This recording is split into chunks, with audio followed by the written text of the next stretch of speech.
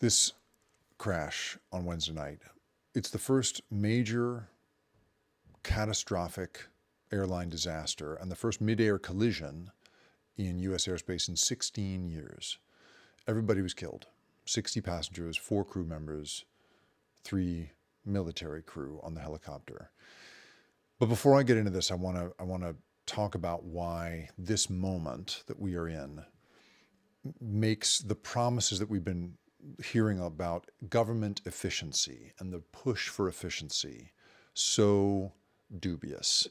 So I want to start first with just how efficient government can be. So I got to spend time with a guy at a fellowship that I got to do at Stanford. That was an amazing experience, and I didn't really know who he was at first. He was just a very smart, very cool guy, and we chatted about stuff. And then I slowly figured out, wait a minute, who are you? And I realized he was the former president of Estonia. This is a guy named Toomas Ilves. He spent a big chunk of his childhood in the United States, but then he went back to his native Estonia after it ceased to be communist. And he was part of the grand transformation that this nation went from, in a single, in just a period of a few years, from being a communist country to being suddenly this free and open Western democracy. And he helped to pioneer what is now one of the most sophisticated technological civic infrastructures in the world. So in Estonia, right now, you can do almost every kind of thing you need to do with the government. Anything you need to do, basically, you can do on your phone and incredibly efficiently. You can pay your taxes on your phone in under 3 minutes.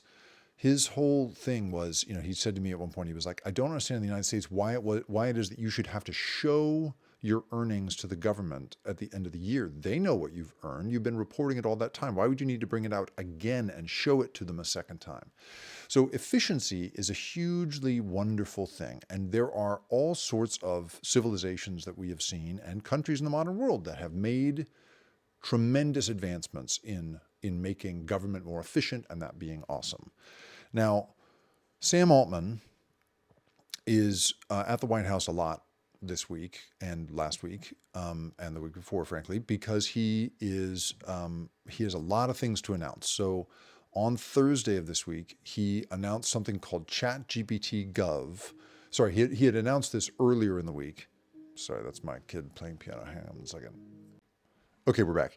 ChatGPT Gov. This week he announced ChatGPT Gov, and it is a system that's supposed to create sort of ChatGPT opportunities for federal workers to use the technology. They've announced a bunch of things about using it in national labs for foundational science and defense research and all sorts of stuff.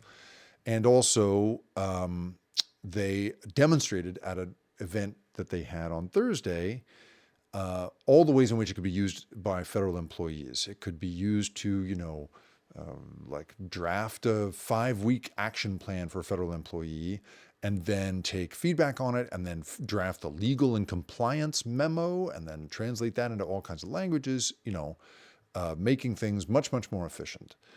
And, so I hear, for instance, a lot of people talk about how this is going to create better efficiency and also, free people up to be a better version of themselves. They'll get to, have more free time and be more creative, and it'll reserve the most sort of important kind of thinking work for humans, while everything else will be, handled by these automated systems.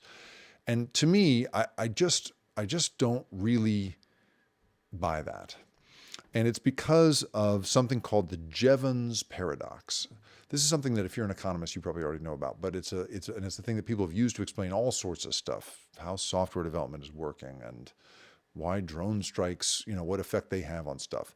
But basically the Jevons paradox is named for, sorry, I'm skipping out of order here, but named for this guy, William Jevons, who in the 19th century was trying to figure out why it was that even though new combustion steam engines were using coal more efficiently, why it was that those coal-fired engines were somehow leading the United Kingdom to burn even more coal.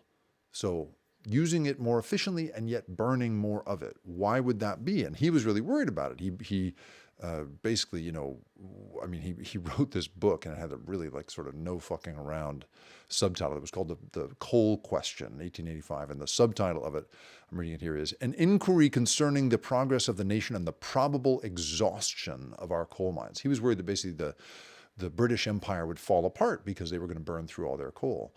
And he figured out this thing that even though when we use things more efficiently, it turns out that we use more of them. And that paradox has gone on to be used to explain other things where technology, offers this improvement in efficiency, but then winds up just, market forces just erase that improvement by demanding even more of that resource. And we've seen this with the consumption of electricity, the consumption of water. There's all sorts of studies that have shown that, we have more reservoirs than ever before, but those reservoirs mean that we're using more water than ever before.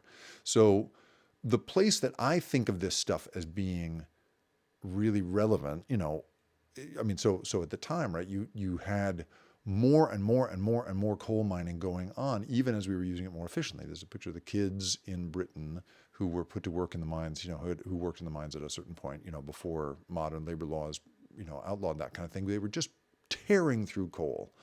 So that, I think that this is also applicable to time, and that when you, in fact, we're in a country right now where 50% of people can't put together $500 in an emergency.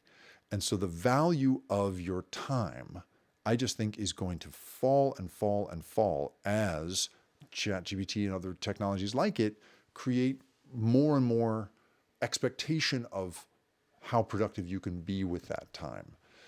So, I want to believe that we can be in a moment where we could make efficient use of time and efficient use of a technology like what this guy is selling. But here's where I bump into the trouble. So after this horrific plane crash, you have the president and his new Secretary of Defense, Pete Hegseth, get up in front of a crowd of reporters and claim that somehow DEI was responsible for the deaths of these people in the first midair collision in 16 years. And I just am sick of using that phrase DEI. I think we need to get back to what it really is, which is the suggestion that somehow non-white people are the reason that this happened. That's basically what that says. And I think we should start using that. When they say DEI, you should think non-white people. That's what they're accusing. That's who they're accusing of having caused this. That makes me angry. So at the time that this press briefing is going on, reporters are also figuring out that the federal hiring freeze that Trump put into place, froze air traffic controllers, the hiring of air traffic controllers. And before this crash even took place, back on January 22nd, a full week before the crash took place, the two ranking Democratic members of the House Transportation Committee and the Aviation Subcommittee sent a letter to Trump begging him not to freeze the hiring of air traffic controllers because we are already short of air traffic controllers. And it turns out that in the crash that took place, the air traffic controller at Reagan National Airport, which you see in the background there, who was handling that plane, was working the job of two people. So I want to believe that we can be efficient and effective with technology. But I think we are in a moment right now where there is a willful misdirection and a casual sort of destruction that's going on. And this is not that moment. So I'm writing about all of this at theripcurrent.com. You can read this more about it if you want to. But this is not the time, I think, to be believing this idea that that efficiency is the answer. I think we're about to get we're about to get a kind of efficiency that I think fundamentally do not want.